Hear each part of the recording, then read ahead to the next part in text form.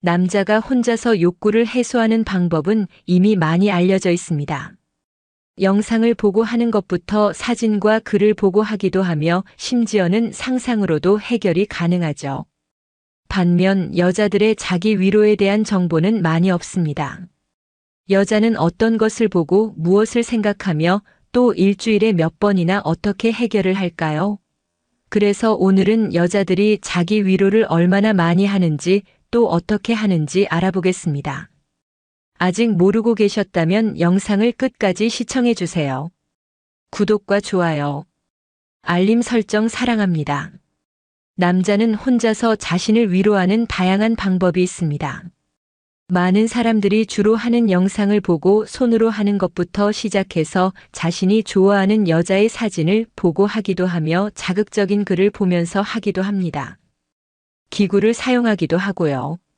심지어는 아무런 미디어가 없어도 눈을 감고 상상만으로도 해결이 가능합니다. 반면 여자는 하기는 하는 것이며 한다면 어떤 것을 보고 누굴 생각하며 또 일주일에 몇 번이나 어떻게 해결하는지 남자들이라면 한 번쯤 궁금해 해보셨을 겁니다. 하지만 여자들은 자신들이 아는 자기 위로 행위를 부끄러워하고 숨기려고 합니다. 친한 사이에도 이런 말은 하지 않죠. 그렇다 보니 정확하게 알 수가 없습니다. 이와 관련해 터놓고 얘기하는 여성이 있다면 이상한 사람 취급을 받을 거예요. 오늘은 여자가 자신을 위로할 때 어떤 방식으로 어떻게 해결하는지 함께 알아보겠습니다. 먼저 얼마나 자주 하는지에 대해 알아보겠습니다. 글로벌 잭스토이 브랜드 우머나이저에서 12개국 성인 6,000명을 대상으로 실시한 남녀 간 자기 위로 횟수 격차에 대한 설문조사 결과를 발표했는데요. 한국 여성과 남성 간 자기 위로 횟수 격차가 전 세계적으로 가장 적다는 설문조사 결과가 나왔다고 합니다. 이 결과는 여성이 많이 해서 그런 것이 아니라 오히려 한국 남성이 다른 나라에 비해 적게 해서 그렇다고 해요.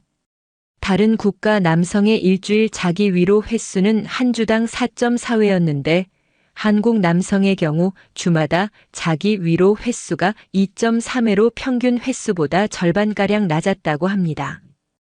다른 나라는 올바른 성교육과 성에 대한 인식이 개방적인 반면에 한국은 아시아권에 속해 성에 대해 폐쇄적이고 또 한국 사람들은 바쁘고 일에 치여 사는 경우가 많다 보니 그런 것 같습니다.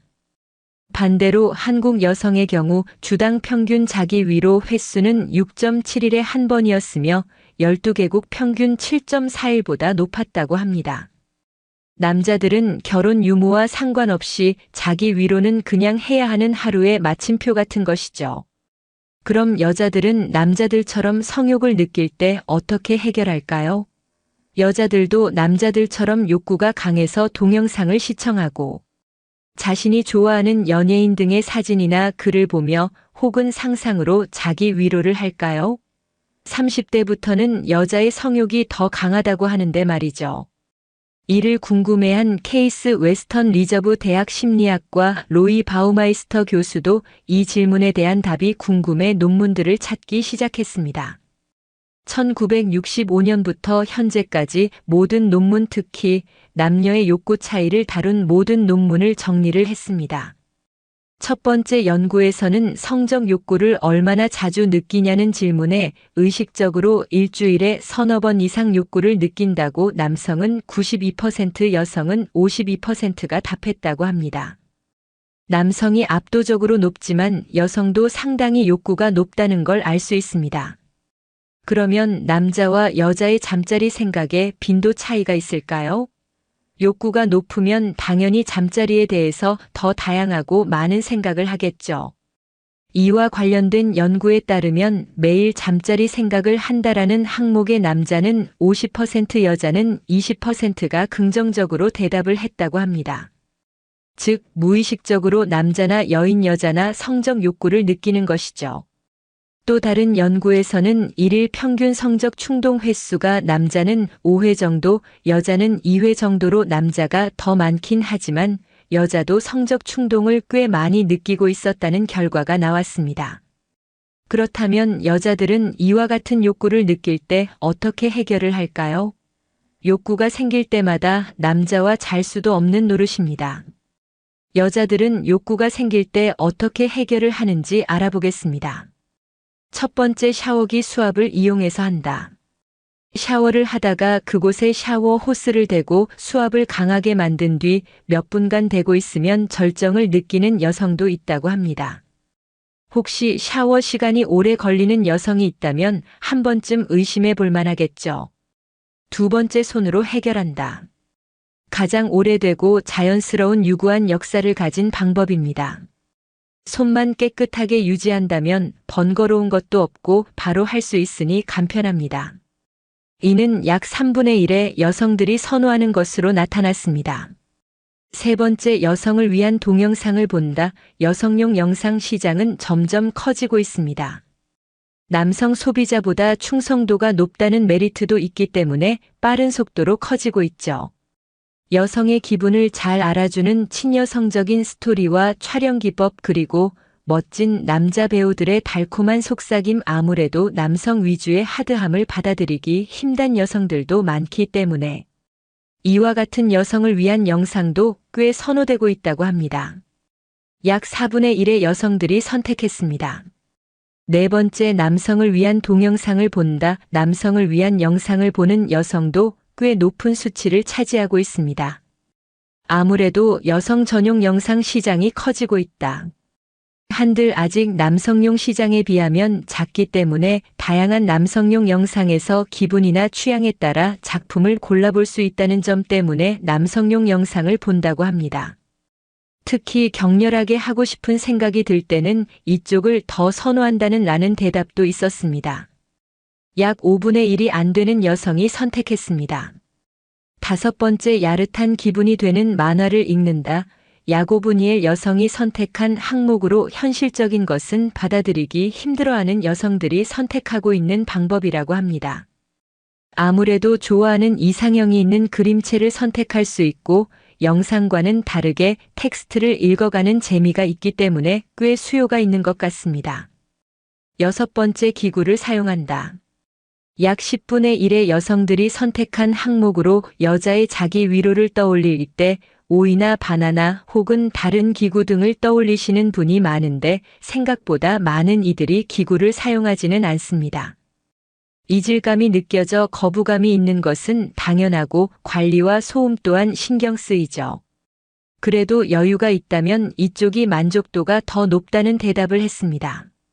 요즘에는 1인 가구의 증가와 성인을 위한 무인용품점도 많기 때문에 앞으로 기구를 사용하는 여성이 점차 더 많아질 것으로 예상되네요.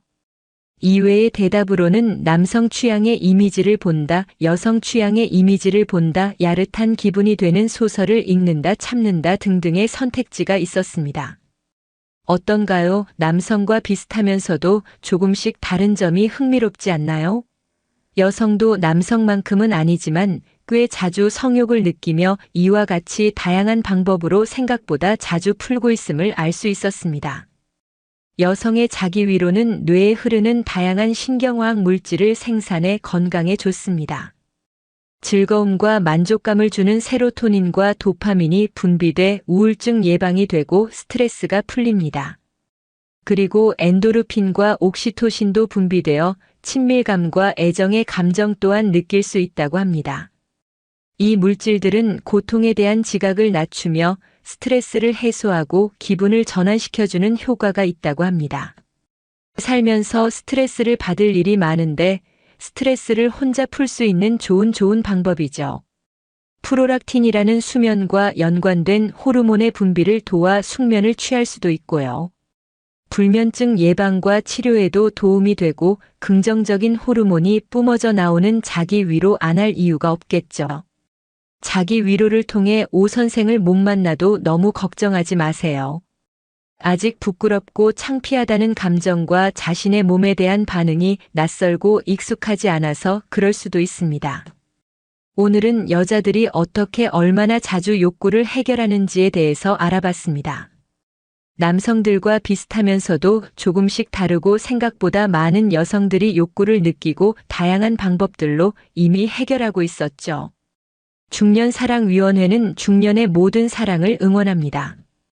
구독과 좋아요, 알림 설정 잊지 않으셨죠? 시청해주셔서 감사합니다. 사랑하지 않는 남자와 결혼하는 여자의 심리. 사랑하지도 않는 사람과 결혼을 얼핏 생각해선 잘 이해되지 않는 고민일 수 있겠다. 평생 동반자로 함께 할 사람을 찾는데 사랑 이 없이 관계를 만들어간다는 것이 어불성설처럼 들리기 때문이다. 하지만 여성들이 흔히 이용하는 인터넷 게시판엔 사랑하지 않는 남자와의 결혼과 관련된 이슈가 심심치 않게 올라온다. 이 남자에게 그리 끌리지 않는데 결혼을 전제로 만나야 하나 말아야 하나 하는 고민 말이다. 실제로 선자리를 통해 배우자감을 만나는 여자들이 부닥치게 되는 흔한 고민 중 하나인 것 같다. 인위적으로 만들어진 몇 번의 만남을 통해 사랑이 싹튼다는 것이 어렵기도 하고 중매의 특성상 결혼 여부에 대해 빨리 결정을 내려줘야 되기 때문이다. 따라서 중매를 통한 만남은 상대방의 진면목을 알기 전에 흐지부지 끝나게 되지 쉽고 그게 아니라면 결혼을 향한 급행열차가 될 수도 있다. 첫눈에 상대에게 끌리고 상대도 내게 끌려 서로가 마음에 맞는 결혼을 하게 된다면 다행이지만 그런 경우는 드문 것 같다. 그래서 조건을 보고 배우자감을 만나는 중매의 특성상 스펙이 맞으니 만남을 지속하다 결혼을 결정하게 되는 경우가 꽤 있는 것 같다. 결국 결혼 결정을 위해 제일 중요한 것은 사랑이라는 세간의 상식이 통하지 않는 경우가 생기는 것이다. 어찌되었든 사랑이라는 제1조건을 버리고 사랑하지도 않는 남자와 결혼하는 여자의 심리는 무엇일까? 사랑에 죽고 살며 사랑의 순정을 바치던 그녀들은 어디에 갔는가? 대체 왜 단 한 번의 가슴 떨림도 생기지 않는 남자와 평생 함께 살겠다 결심하게 되는 걸까? 남성도 마찬가지이겠지만 여성은 나이가 들수록 더욱 더 결혼에 대한 압박을 받게 된다. 본인이 결혼에 아무리 초연하고 쿨하다 하더라도 왜 결혼 안 해? 결혼 언제 할 거야? 이 질문을 수백 번쯤 받다 보면 이 사회에서 결혼하지 않고 살아간다는 것이 얼마나 힘든지 실감하게 된다. 우리 사회는 평범하지 않은 것을 비정상으로 간주하고 소수에 속하는 그들을 이상하다 칭하며 압박을 가한다. 대다수를 따라가지 않는 삶에 관대하지 못한 것이다. 세상에는 미혼자, 기혼자, 비혼자, 싱글맘, 독신자 등 다양한 삶의 형태가 있다는 것을 인정하지 못하고 기혼자가 되지 않는 그들에게 무언가 문제가 있을 거라고 단정 짓는다. 우리들은 남의 삶에 대해 쉽게 말하지만 그 속에는 다수를 따르지 않는 소수자에 대한 폭력이 잠재해 있다. 이런 사회적 압박은 여성이 20대 후반 즈음 시작되어서 한 살씩 더 나이 들수록 심해진다. 이런 압박 속에서 29이 되면 여자 스스로 내적인 위기가 찾아온다.